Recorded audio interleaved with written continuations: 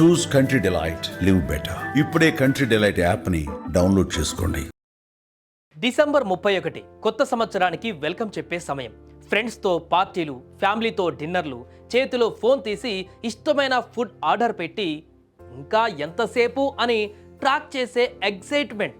కానీ ఒక్కసారి ఊహించుకోండి, ఈరోజు మీరు ఆర్డర్ పెడితే నో డెలివరీ పార్ట్నర్స్ అవైలబుల్ అని వస్తే మీ ఆనందం ఆవిరైనట్లే.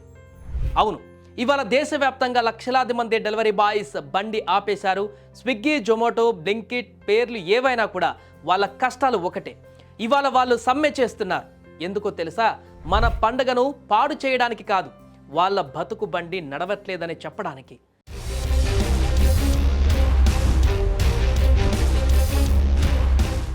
నిజం చెప్పాలంటే డెలివరీ బాయ్స్ కష్టాలు ఎంత చెప్పినా తక్కువే. పెట్రోల్ రేట్లు ఆకాశాన్ని తాకుతున్నాయి, కానీ వాళ్ళకిచ్చే పారితోషికం మాత్రం పాతాళానికి పడిపోయింది. ఒకప్పుడు ఆర్డర్కి ఇంత అని మిగిలేది, ఇప్పుడు కిలోమీటర్లు తిరిగినా చేతిలో చిల్లర కూడా మిగలడం లేదు. పని గంటలు పెరిగాయి. మనం ఆఫీసులో ఏసీలో కూర్చొని అలసిపోతాం, కానీ వాళ్ళు ఎండనక వాననక పొగనక ట్రాఫిక్ నరకాన్ని దాటుకొని మన చేతికి ఆ వేడి వేడి బాక్స్ అందిస్తారు. దానికి వాళ్ళకి దొరికేది ఏంటి? ఇన్సూరెన్స్ ఉండదు, పిఎఫ్ ఉండదు, కనీసం బండి మీద నుంచి పడిపోతే ఆదుకునే నాదుడు కూడా ఉండడు. సామాజిక భద్రత అనేది వాళ్ళ డిక్షనరీలోనే లేదు. అందుకే ఈరోజు వాళ్ళ కష్టాలపైన రోడ్డెక్కారు. తమకు న్యాయం చేయాలంటూ బైక్ బంద్ చేశారు.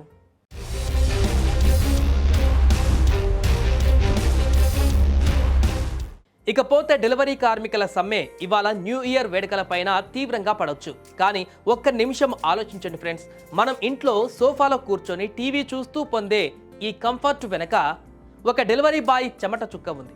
వాళ్ళు లేకపోతే మన అర్ధరాత్రి ఆకలి కేకలు ఎవరికి వినిపిస్తాయి?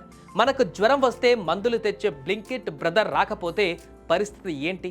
మనం కేవలం సర్వీస్ కోరుకుంటున్నాం, కానీ ఆ సర్వీస్ ఇచ్చేది రోబోలు కాదు, మనలాంటి రక్త మాంసాలు ఉన్న మనుషులే కదా.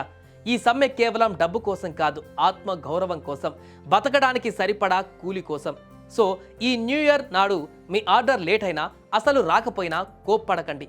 వాళ్ళ పోరాటానికి అర్థం చేసుకోండి.